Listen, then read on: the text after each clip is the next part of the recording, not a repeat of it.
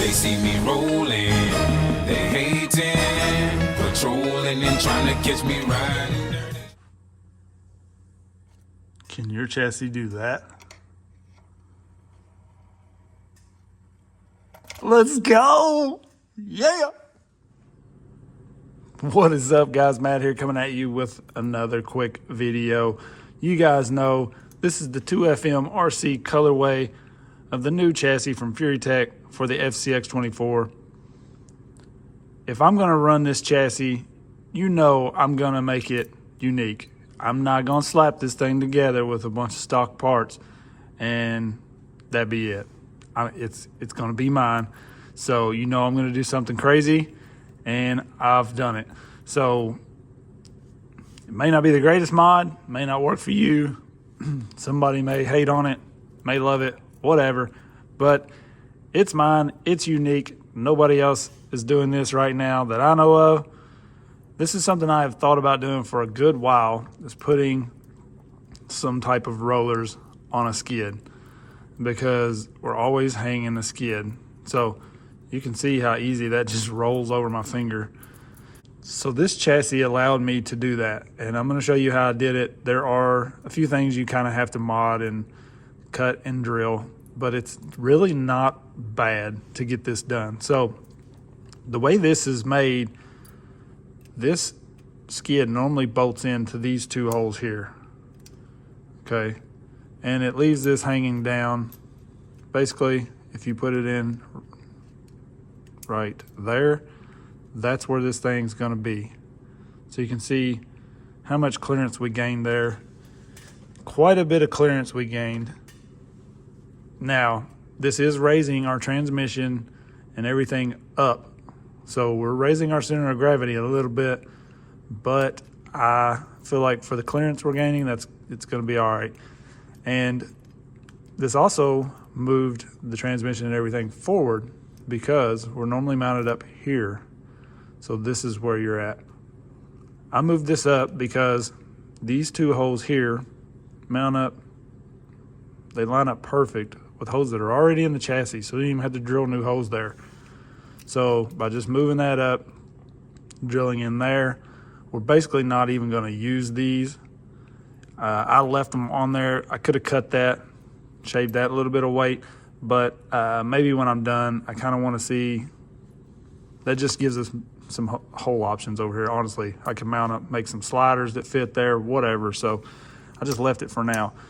But when you move that up, it leaves you with gaps here. So you need some sort of spacers. So I thought, I started out with these standoff spacers, which is what this is, front and back. I had those in here, the smaller ones like these. But I thought, man, if we could put a bearing in there, it would be smoother. So I tried the FCX24 bearings. They were a little small. They didn't really stick down at all. So they were basically just there, but kind of useless. And then so I got some measurements, ordered these bearings. I'll link these in the description if anybody wants to do this. Probably not. Maybe you do, I don't know. But I'll link everything. So I found those bearings, ordered them. Now, you do have to put a spacer on each side of the bearing, because when you tighten this down, it just stops the bearing from working. So I used these M2 washers that come in this kit that I've talked about. It'll be linked in the description as well. These little washers, I just put one on each side as I put the screws in. It helps to kind of just barely get those started, leave everything loose so you can get your hands in there to add these washers and stuff. But one on each side of the bearing as you screw your screw in.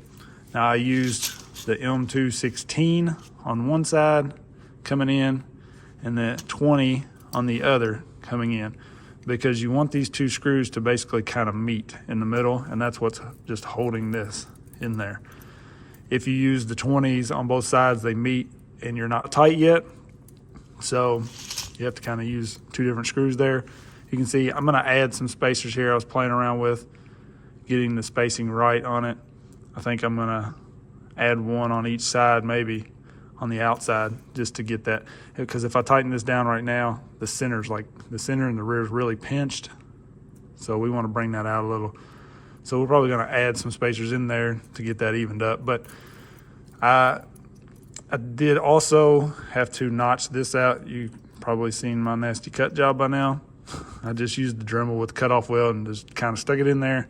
Dremel this out enough that this can spin, because on this, the way it comes, you can't get this back far enough for the screw to go through it and it turn at all. It's pinched against this part here. So I cut this out. Basically, if you get rid of this lip right here, it'll fit. So that's what I did there. And that's pretty much it for the skid.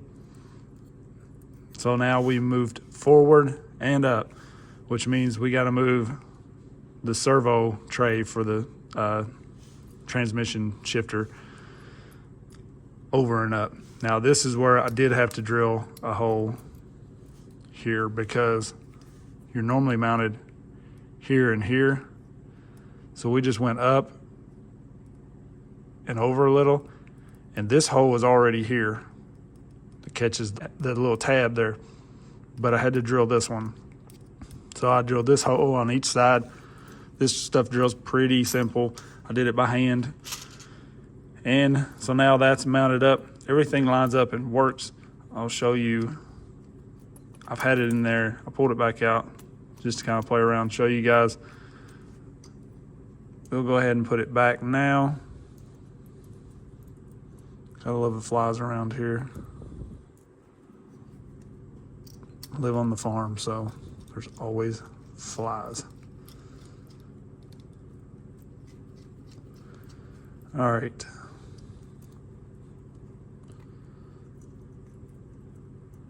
So I'm gonna really get rolling on this build now.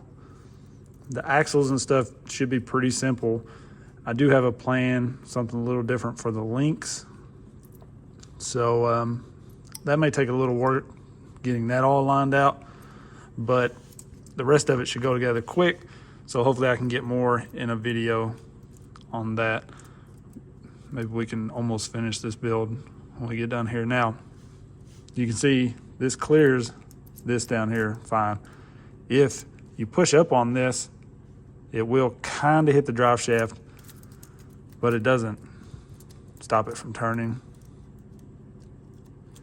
So you're just going to get a tiny bit of rubbing there, which is basically what we get like on the FCX24 with the stupid Y-link stock.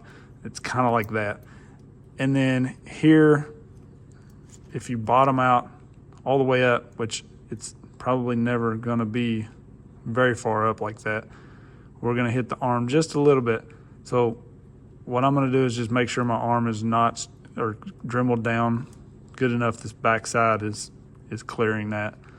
So it would probably help to actually run like a plastic drive shaft in the front there, because it would be a little less bulky. I have to try that, but I think we're going to be all right there. We'll find out, that's for sure. Worst case, we may have to move this a little, do something different. What I may do, honestly, is space this servo, put a spacer underneath up here, and bring it up. Because if we bring that up just a little bit, we're not going to hit that. So that's simple. We'll get that lined out. That's pretty much how I did it. You know, I think it's a pretty cool mod. I think it will work. Obviously, it's not gonna just be magic, but I'm pretty sure you can't do that with any other chassis, right? All right, guys, so I appreciate everybody watching. Don't forget to like, subscribe, click the bell, share this video. It helps out, and I'll keep this stuff coming. Hopefully we will get this build together soon and we'll get it running. I appreciate everybody watching. Let me know what you think, what you'd like to see. Got a body on the way for this. Hopefully it's going to work out how I want, and this thing will be rolling soon. I'm kind of taking my time on this one. Normally, if I start a build today, it's done today. Like, I don't like leaving stuff on the bench. It drives me nuts. This one, I am just kind of taking my time and making things work, and I think it's going to pay off. So let me know what you think. I appreciate everybody. Peace.